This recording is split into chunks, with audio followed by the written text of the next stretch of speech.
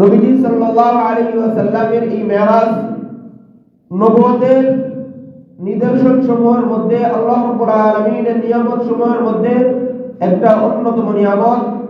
আল্লাহ রাব্বুল আলামিন এই মেরাজের মাধ্যমে নবীজি সাল্লাল্লাহু আলাইহি ওয়াসাল্লামকে সমস্ত জাহানের যা কিছু রয়েছে আল্লাহ তাআলা তার হাবিবকে দেখাইছেন। আল্লাহ রাব্বুল আলামিন নবীজি সাল্লাল্লাহু আলাইহি ওয়াসাল্লামকে এই দুনিয়া থেকে একবারে তার নিকটবর্তী ফাকানা কাবা কাউসাইন আও আদনা, একদম নবীজি সাল্লাল্লাহু আলাইহি ওয়াসাল্লামকে আল্লাহ রাব্বুল আলামিনের সামনে উপবিষ্ট করেছেন। কারণ হলো সৃষ্টিগুণের মধ্যে নবীজির মর্যাদা সবচেয়ে বেশি। সৃষ্টির মধ্যে সবচেয়ে বেশি মর্যাদা কার? আপনার আমার নবী সাল্লাল্লাহু আলাইহি ওয়াসাল্লামের। আল্লাহ রাব্বুল আলামিন স্রষ্টা, আল্লাহ তাআলা স্রষ্টা, আর আমরা যারা আছি দুনিয়ার আসমান জমিন চন্দ্র সূর্য এই যা কিছু আমরা দেখতেছি এই সবগুলো কি সৃষ্টি।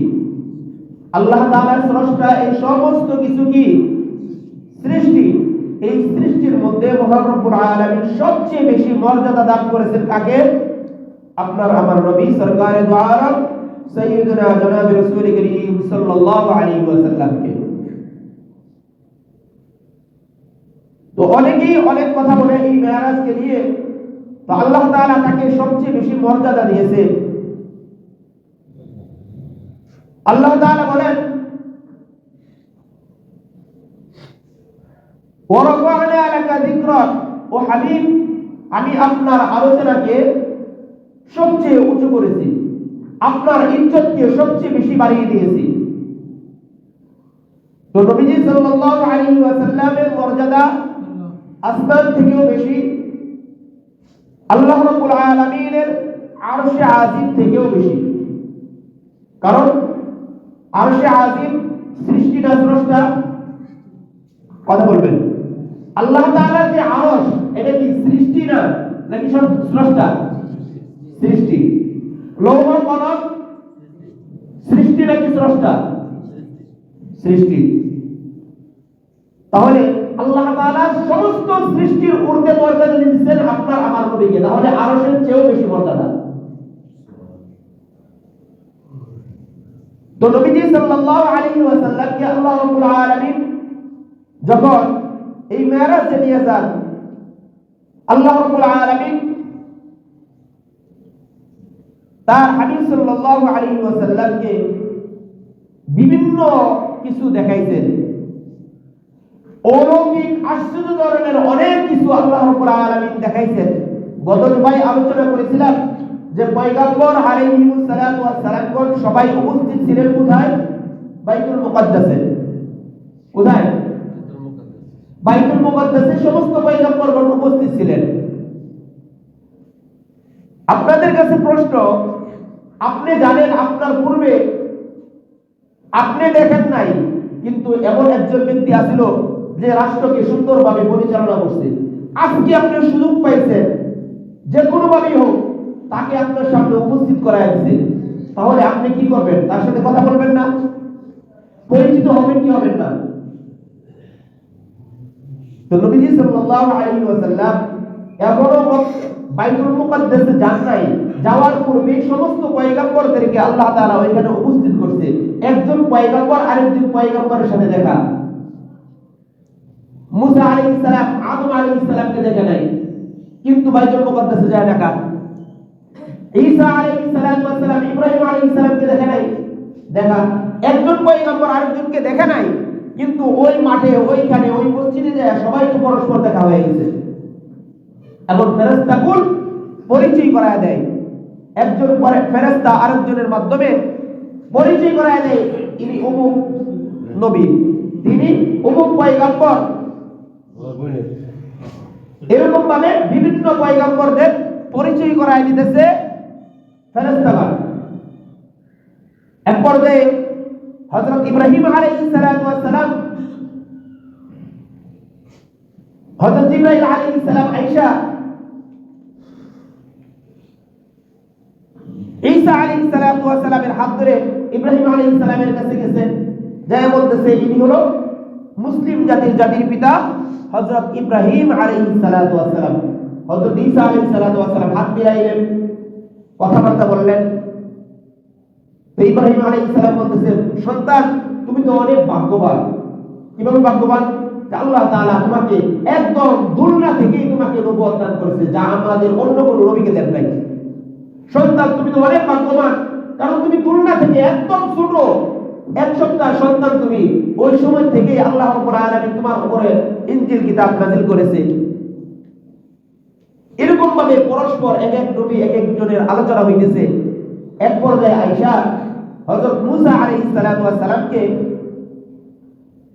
জিবরাইল আলাইহিস সালাম আয়েশা বলতেছে, ও মুসা আলাইহিস সালাম, আপনি তো দেখছেন সমস্ত পয়গম্বর আসছে। মুসা আলাইহিস সালামের হাত ধরে নিয়ে আমাদের আব্বা জানের কাছে গেছে।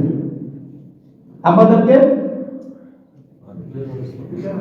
আদম আলাইহিস সালাম, আব্বা জানকে আদম আলাইহিস সালাম অনেক আগে আসছে, হাজার হাজার বছর আগে আসছে, দেখা সাক্ষাৎ নাই। তো হযরত আদম আলাইহিস সালামের কাছে যখন মুসা আলাইহিস সালামকে জিবরাইল নিয়ে গেল, জিবরাইল নিয়ে আদম আলাইহিস সালামের পরিচয় দিতেছে। মুসা আলাইহিস সালামকে বলে, ও নবী পয়গম্বর মুসা, ইনি হলো সমগ্র মানব জাতির পিতা হযরত আদম। মুসা আলাইহিস সালাম বলতেছে, কি বলেন, ইনি কি সেই আদম? মানে ইনি সেই আদম মানে? আপনি সরেন। জিবরাইলকে বলতেছে, আপনি সরেন, তার সাথে আমার একটু বোঝাপড়া আছে। কি আছে বোঝাপড়া? কার সাথে? মুসা আলাইহিস সালাম আদম আলাইহিস সালামের সাথে। মুসা আলাইহিস সালাম বললেন, আব্বা জান, আপনি আমাদের পিতা, আপনি সবার প্রথমে আসছেন, আপনাকে আল্লাহ তাআলা কুদরতি হাতে বানাইছে, আপনি জান্নাতের মধ্যে ছিলেন, আপনার কি দরকারটা ছিল জান্নাত থেকে বের হয়ে এই দুনিয়াতে আসতেন? আপনি যদি ওই কাজটা না করতেন, কোন কাজ? ওয়ালা তাকরাবু শাজারা, আল্লাহ তাআলা আপনাকে বলছে ওই গাছের কাছে যাবেন না, আপনি গাছের কাছে গেলেন, ওই গাছের ফলও খাইলেন। কি কামটা ছিল আপনার? ওইখানে জান্নাতের মধ্যে আপনার খাবারের অভাব ছিল। কার সাথে কথা হয়? আদম আলাইহিস সালাম মুসা আলাইহিস সালামের সাথে কথা। যদি আপনি এই কাজটা না করতেন, তাহলে আমাদের দুনিয়াতে যাইতে হয় না, এত কষ্ট পোহাতে হয় না। আপনি তো জানেন না, আমি বনি ইসরাইলের পয়গম্বর ছিলাম, এরা যে পরিমাণ শয়তানি, যে পরিমাণ কষ্ট আমাকে দিছে, এর হাজার ভাগের এক ভাগ আপনাকে দেয় নাই। আপনি এই কাজটা করলেন কেন? আদম আলাইহিস সালামকে যখন এইভাবে জেরা করলো, হযরত মুসা আলাইহিস সালাম আদম আলাইহিস সালাম মুস্কি হেসে দিয়ে বলতেছে, তুমি মুসা আল্লাহ তাআলার সাথে অনেক কথাবার্তা বলছো, বিভিন্ন ধরনের কথাবার্তা বলছো। আচ্ছা আমি তোমাকে জিজ্ঞাসা করি, আমি যে এই কাজটা করছি তুমি জানলা কিভাবে? আদম আলাইহিস সালাম এই যে কাজটা করছে, মুসা তুমি আমার অনেক পরে আইছো, হাজার হাজার বছর পরে আসছো, তুমি জানলা কিভাবে? কেন জানবো না? আল্লাহ তাআলা আমার উপরে যে দাওরাত অবতীর্ণ করেছে, ওই দাওরাতের মধ্যে লেখা আছে আপনি এই কাজ করছেন, এই কাজের কারণে আপনাকে কোথায় পাঠাইছে? দুনিয়াতে পাঠাইছে। ও আচ্ছা, তোমার তাওরাতের মধ্যে তুমি পাইছো? হ্যাঁ তাওরাতে পাইছি। আচ্ছা মুসা আমার একটা উত্তর দাও তো, তোমার তাওরাতটা কবে লেখা হয়েছে? তোমার তাওরাতটা যে লেখা হয়েছে কবে লেখা হয়েছে? আদম আলাইহিস সালাম উত্তর দেয়, আমার তাওরাত তো লেখা হয়েছে আপনি সৃষ্টির ৭০,০০০ বছর পূর্বে। সুবহানাল্লাহ। কতদিন পূর্বে? আপনি আদম তৈরি কতদিন পরে পূর্বে তৈরি করা হয়েছে? ৭০,০০০ বছর পূর্বে আপনাকে আমার তাওরাত তৈরি করা হয়েছে আপনার পূর্বে। ও তাই আমার জন্মের ৭০,০০০ বছর পূর্বে তোমার তাওরাত তৈরি করা হয়েছে, ওই তাওরাতের মধ্যে আমি এই কাজ করছি এটা লেখা আছে। আচ্ছা এটা লেখছে কে? এটা লেখছে কে? আর মুসা আলাইহিস সালাম বলতেছে এটা তো আল্লাহ লেখছে। আমি সৃষ্টির আগে যে কাজটা আল্লাহ তাআলা লিখে দিয়েছে, এর মধ্যে আমার হাত কিসের? কথা বলেন। আমি সৃষ্টির আগে যে কাজটা আল্লাহ তাআলা আমি সৃষ্টির ৭০,০০০ বছর পূর্বে যেই কাজটা আল্লাহ তাআলা তোমার তাওরাতে লেখা দিয়েছে এই কাজের জন্য আমাকে যারা করতেছে কেন, আমার দোষটা কোথায়? মুসা আলাইহিস সালাতু ওয়াস সালাম বাবাকে জড়ায় ধরলেন, দীর্ঘক্ষণ আলোচনা। এরকম ভাবে প্রত্যেক নবী পয়গম্বরদের সাথে ওই ময়দানের মধ্যে দেখা। সর্বশেষ আমাদের নবী সাল্লাল্লাহু আলাইহি ওয়াসাল্লাম আসছিল।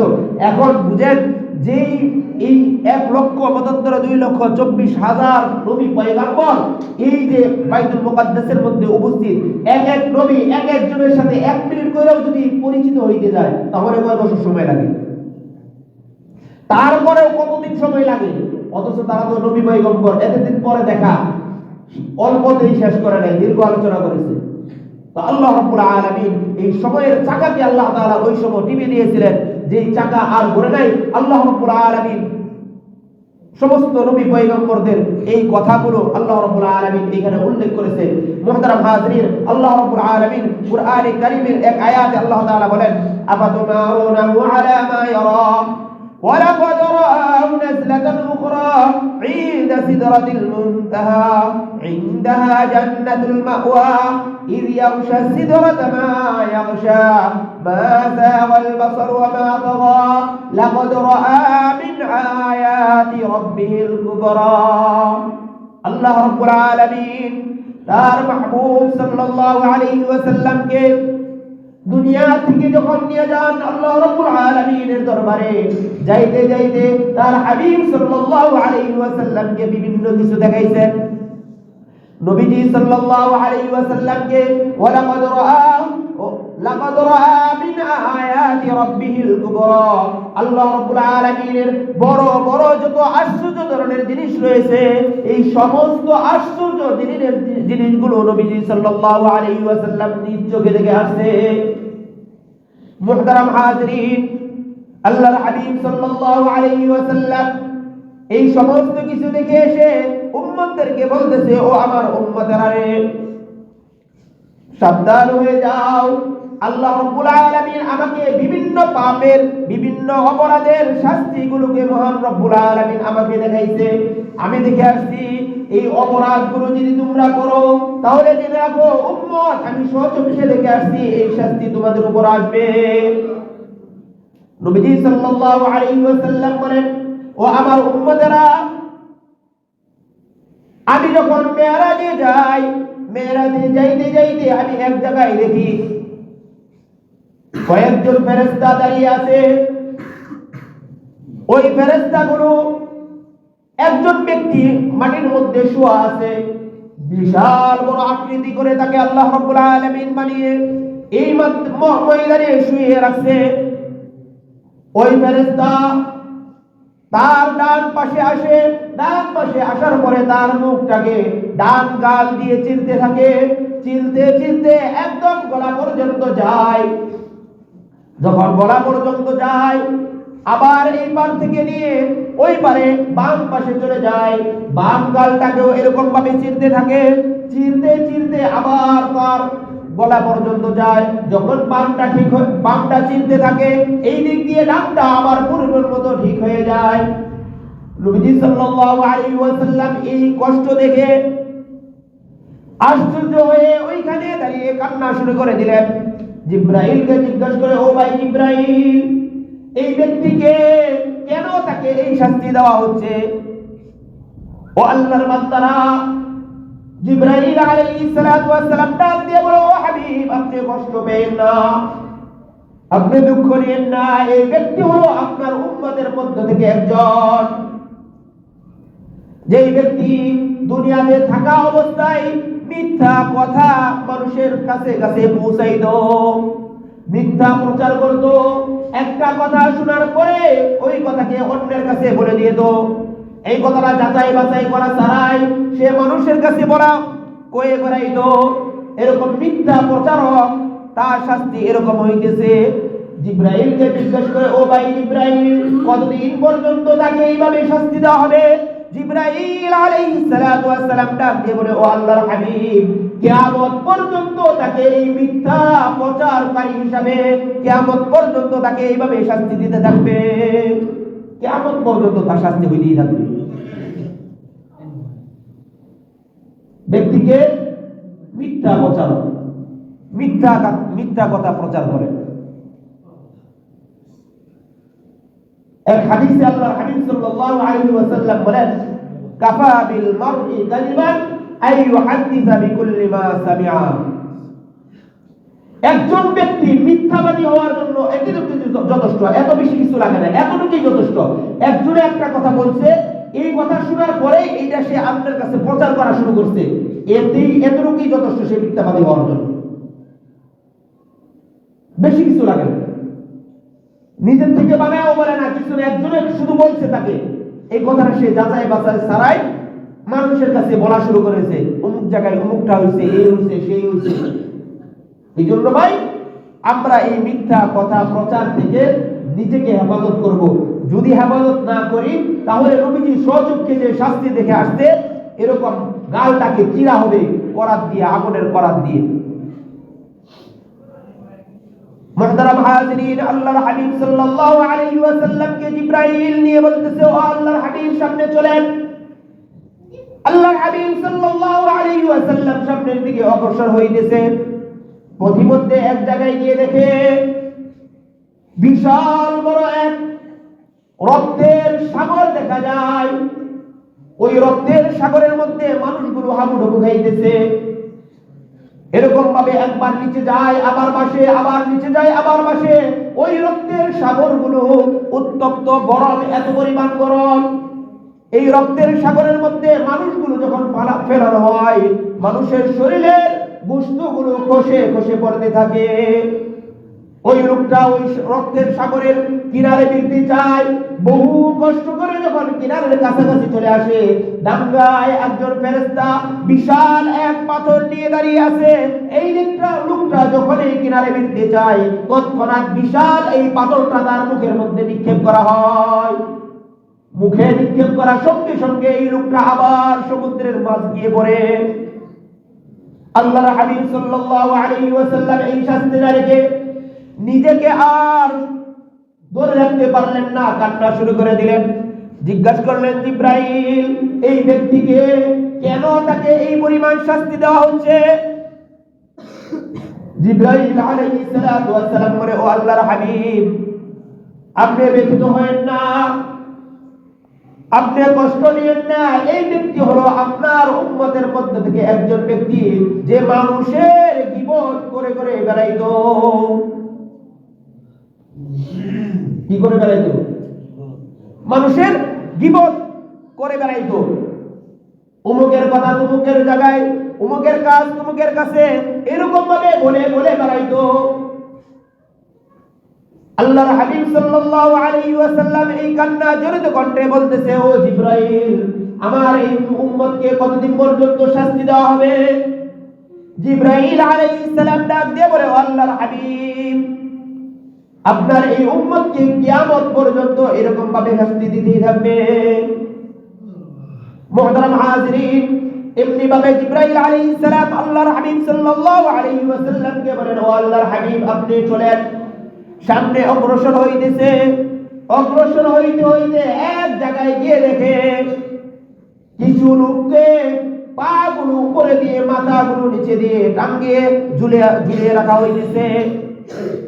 আর এই মাথার কাছে কিছু ফেরেশতা দাঁড়িয়ে আছে, তাদের হাতের মধ্যে বিশাল বড় বড় এরকম হাতুড়ি দেখা যায়।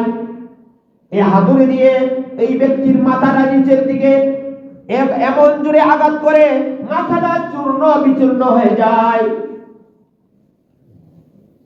এরকম ভাবে চূর্ণ বিচূর্ণ হয়েই থাকে।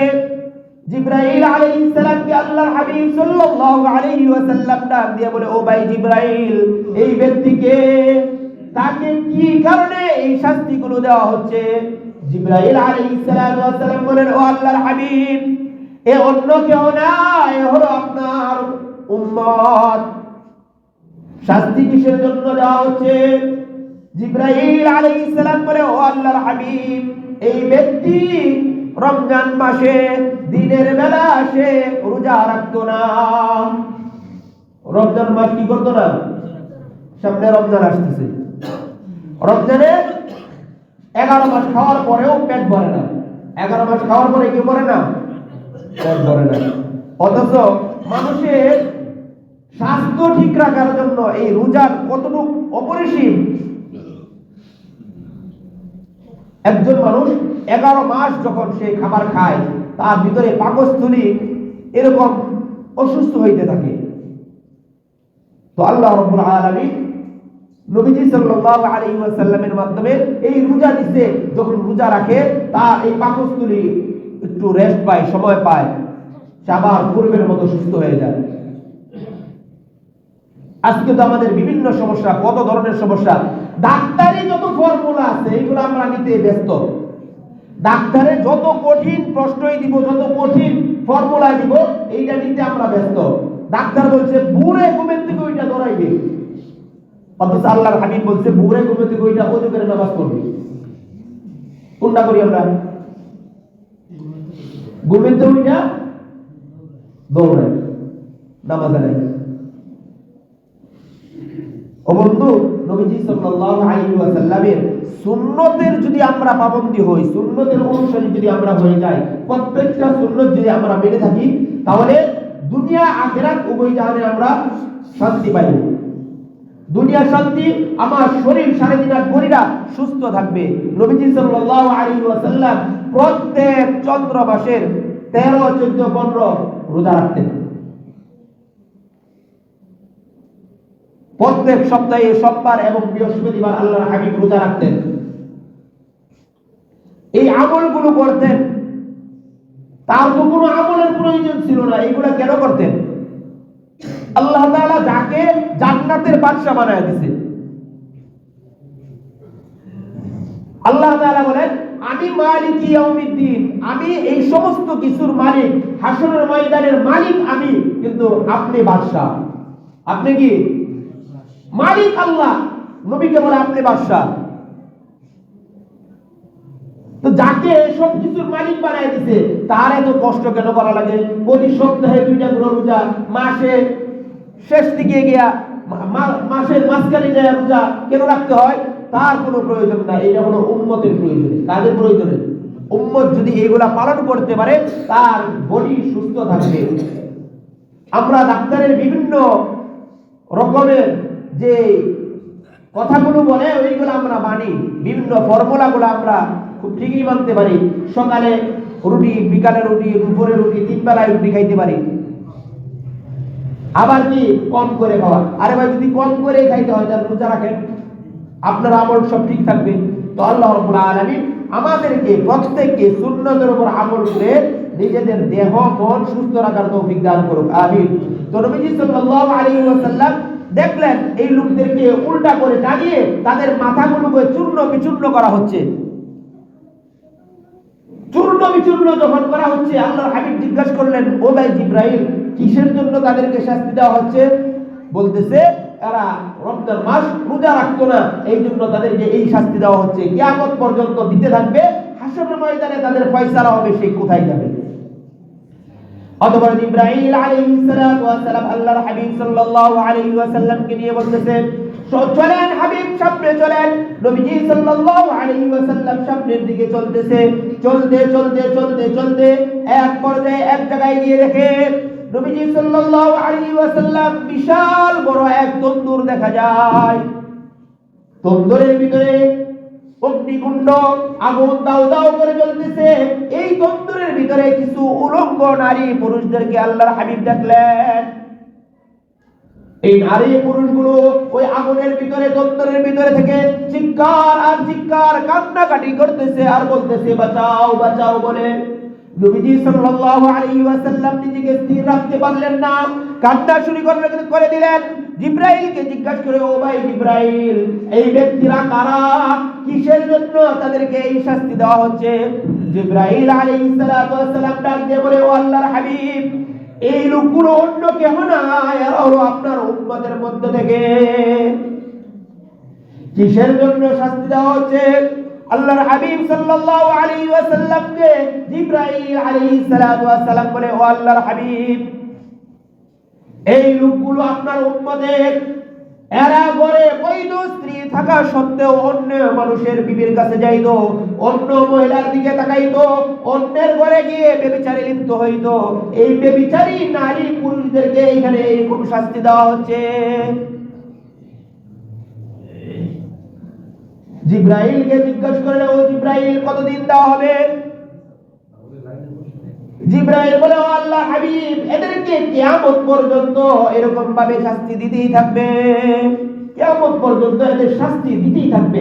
এমনি ভাবে নবীজি সাল্লাল্লাহু আলাইহি ওয়াসাল্লামকে এই জাহান্নামের বিভিন্ন রকমের শাস্তিগুলো, কি কি অপরাধ করলে কেমন শাস্তি হবে, জিনাখোরের শাস্তি, হারামখোরের শাস্তি, গীবতকারীদের শাস্তি, বেনামাজির শাস্তি, এই সবগুলো নবীজি দেখে আয়েশা আমাদেরকে জানাইছে। এখন বলেন, নবীজি স্বচক্ষে যে জিনিসগুলো দেখে আসছে, এগুলো সত্য না মিথ্যা? সত্য। বুঝতে পারলাম? সত্য, সবাই বলে না। নবীজি স্বচক্ষে, এমনি না উপরে উপরে শোনা কথা না। অন্যান্য পয়গাম্বর গুলো, অন্য যত নবী পয়গাম্বর আছে, তারা জান্নাত জাহান্নাম, শাস্তি, আরাম কোনো কিছুই স্বচক্ষে নিজেদের চোখে দেখা নাই। কি বলেন, দেখছেন? আপনার আমার নবী সাল্লাল্লাহু আলাইহি ওয়াসাল্লাম স্বচক্ষে নিজে যাইয়া ওইগুলা দেখে দেখে আসছে। এখন বলেন তো, সত্য না মিথ্যা? সবাই বলবেন সত্য না মিথ্যা? তাহলে অবশ্যই এই কাজগুলো যদি আমরা করি, ঘটবে কি ঘটবে না? শাস্তি আপনার আমাদের জন্য হবে কি হবে না? মুহতারাম হাজিরিন, ওইখান থেকে আসার সময় আমাদের জন্য নামাজ দিয়ে আসছে। এই বেনামাজির শাস্তি কঠিন শাস্তি। আল্লাহর হাবিব সাল্লাল্লাহু আলাইহি ওয়াসাল্লাম এক হাদিসের মধ্যে বলেন, আউয়ালু মা ইউহাসাবু বিল আবদু ইয়াউমাল কিয়ামাতি আস-সালাহ। মানুষদেরকে কিয়ামতের ময়দানে সর্বপ্রথম যে প্রশ্ন করা হবে, কিয়ামতের ময়দানে আল্লাহ তাআলা সর্বপ্রথম তাকে যে প্রশ্নটা করা হবে, এই প্রশ্নটা হলো নামাজ। তুমি নামাজ পড়ছো কিনা, নামাজ আদায় করছো কিনা, এই সম্পর্কে জিজ্ঞাসা করা হবে। মুহতারাম হাজিরিন, এতদিন পর্যন্ত আমাদের একটা অজুহাত ছিল, কি ছিল? আমরা মাইকের আওয়াজ পাই না। ছিল কি ছিল না? আজকে দিন দিন যাবত মাইকটা ওই চায়ের তালার উপরে লাগানো হয়েছে। আওয়াজ তো এখন শুধু শোনার বলা না, ওই বড়ুয়া থেকে দক্ষিণখান থেকে আওয়াজ পাওয়া যায়। কে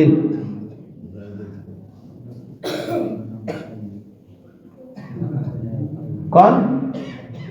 এতদিন বলছেন আজান শুনেন না, এখনো কি শুনেন না? শুনেন কি শুনেন না? যদি শুই না থাকেন তাহলে আসেন না কেন? কে বলেন? যদি শুনে থাকে তাহলে আসেন না কেন? না শুনলে কমিটিদেরকে বলবো আরো উন্নত কোনো ব্যবস্থা করার জন্য। আর যদি শুনে থাকেন তাহলে অবশ্যই আসবেন, কারণ এই বেনামাজির শাস্তি নবীজি সাল্লাল্লাহু আলাইহি ওয়াসাল্লাম খুব ভয়াবহ শাস্তির কথা উল্লেখ করেছে। বেনামাজি যখন ফজরে ঘুম থেকে উঠে, একটা কুকুর, আমরা তো সমাজের সবচেয়ে নিকৃষ্ট প্রাণী হিসাবে এই কুকুরটাকে জানি। কুকুরটা গায়ে বসা লাগলে বলে কাপড় দাও, মুনাফাক হয়ে গেছে, বলে কি বলে না? এই কুকুর সকালবেলা উঠে আল্লাহর কাছে ফরিয়াদ করে, আল্লাহ আমার সামনে যেন কোনো বেনামাজি না পড়ে।